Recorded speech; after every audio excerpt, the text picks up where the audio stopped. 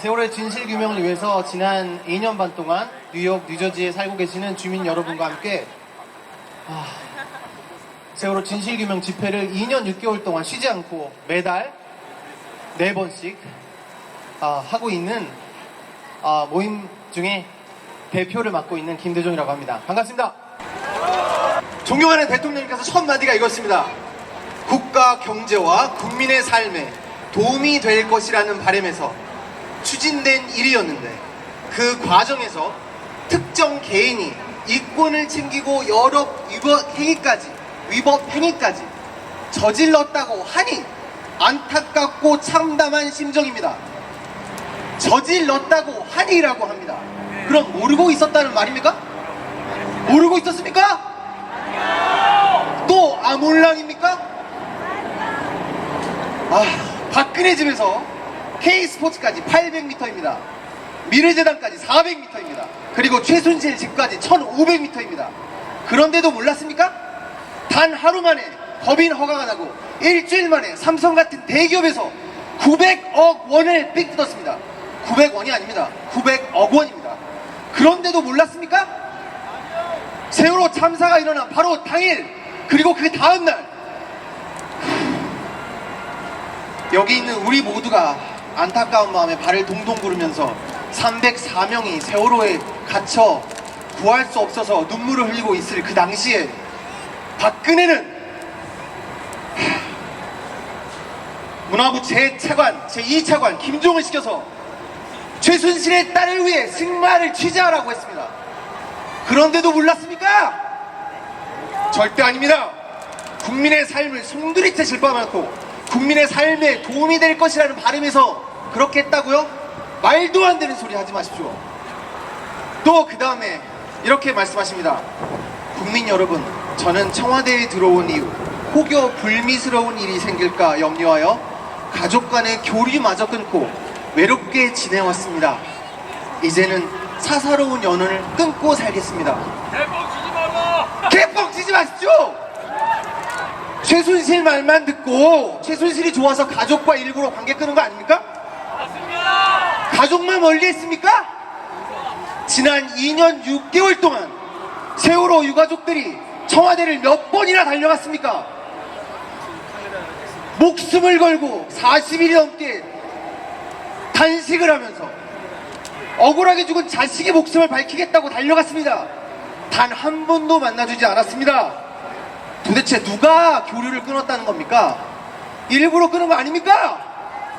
듣지 않지 않습니까? 최순실이 시켜서 그런 거 아닙니까? 자, 그 다음에 이렇게 얘기했습니다. 홀로 살면서 챙겨야 할 여러 개인사들이 도와줄 사람조차 만만치 않아서 오랜 인연을 갖고 있었던 최순실로부터 도움을 받게 되었고 왕래하게 되었습니다. 아니, 개인사를 도와줄 친구를 누가 사귀지 말라 그랬습니까? 사귀지 말라 그랬냐고. 아니, 왜 국민을, 대통령이 개인사에 도와줄 친구도 한 명 사귀지 못하는 그걸 말리는 사람으로 만듭니까? 이게 말이 됩니까? 안 되죠. 아니, 도대체 지금 우리가 개인사 도와준 친구 때문에 이러는 겁니까? 남북 간의 국가 기밀을 최순실에게 보고하는 것이 개인사입니까? 개인사입니까? 대통령 연설문을 최순실에게 보여주고 검사받는 것이 개인사입니까? 아니죠.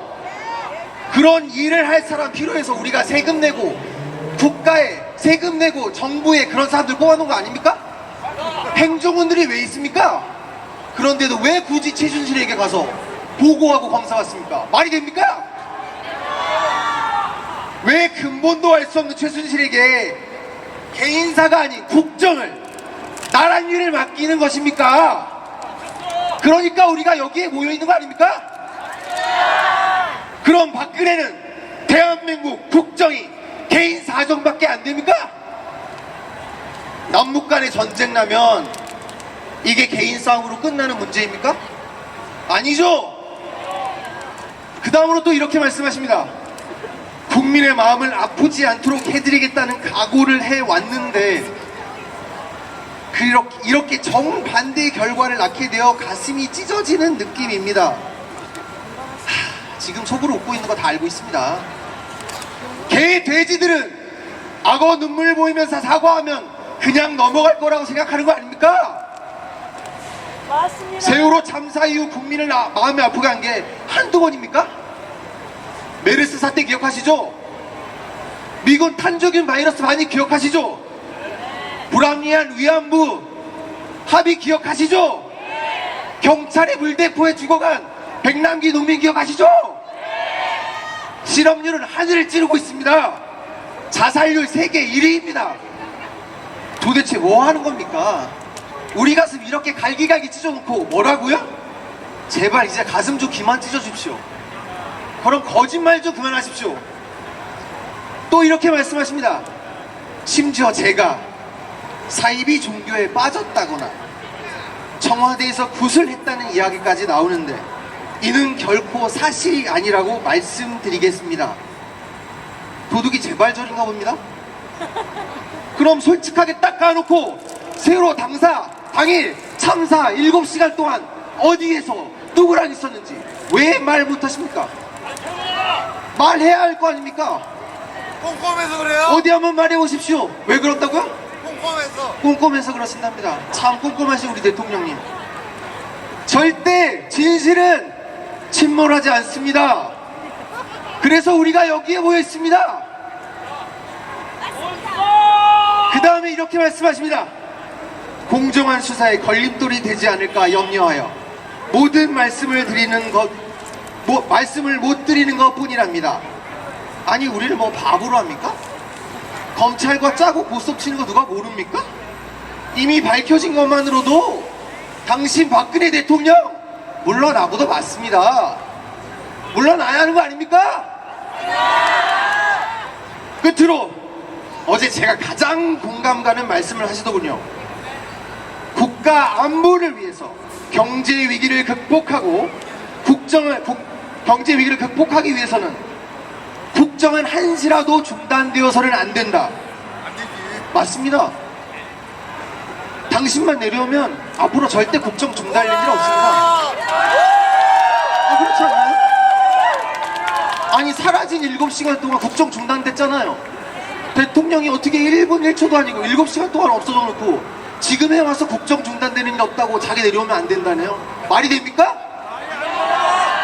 당신이 국정이 멀지는 알긴 아십니까? 당신이 물러나도 단 하나도 단 1도 공백 없습니다. 걱정하지 마시고 스텝 다운 내려오십시오. 아니 도대체 지금보다 어떻게 더 나빠져야 합니까? 아니 어떻게? 제가 지난 2년 6개월 동안 봤습니다. 정말 이거보다 더 나빠질 수 있을까? 매번 집회 나가면서도 서로 나의 제 자신을 위로했습니다. 근데 정말 죄악을 모르는 양반입니다. 이 양반은.